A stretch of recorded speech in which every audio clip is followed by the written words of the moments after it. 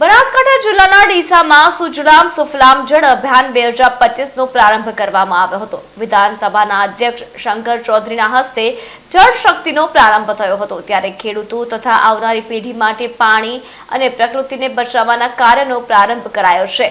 આ ઉપરાંત દેશી ગૌવંશનું સંવર્ધન કરીને ઓલાદ સુધારણા માટે પણ જિલ્લાવાસીઓને આહ્વાન કરવામાં આવ્યું હતું।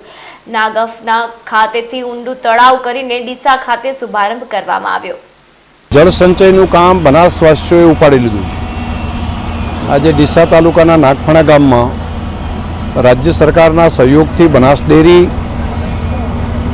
અને ગામ લોકો બધા સાથે મળીને એક તળાવ ઊંડું કરવા માટેનું એક અભિયાન લીધું છે।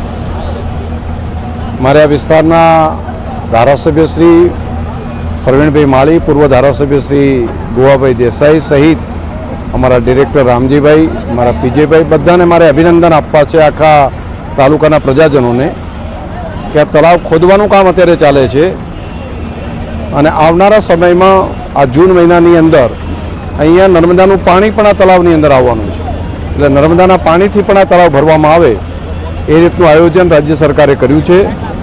આ બહુ મહેનત કરવા માટે આ વિસ્તારના ધારાસભ્ય પ્રવીણભાઈને અને એમની સમગ્ર ટીમને હું હૃદયપૂર્વકના ખૂબ ખૂબ અભિનંદન આપું છું। આ આપણા બધાનું કામ છે, તમામ બનાસવાસીઓનું કામ છે। આપણી આવતીકાલ બધાની ઉજળી થાય, આ ધરતી પાણીદાર થાય એ માટે બનાસ ડેરી હોય, ગલબાબી ચેરિટેબલ ટ્રસ્ટ હોય, રાજ્ય સરકાર અને કેન્દ્ર સરકાર બધાએ ભેગા થઈને આ કામ કરવું પડશે।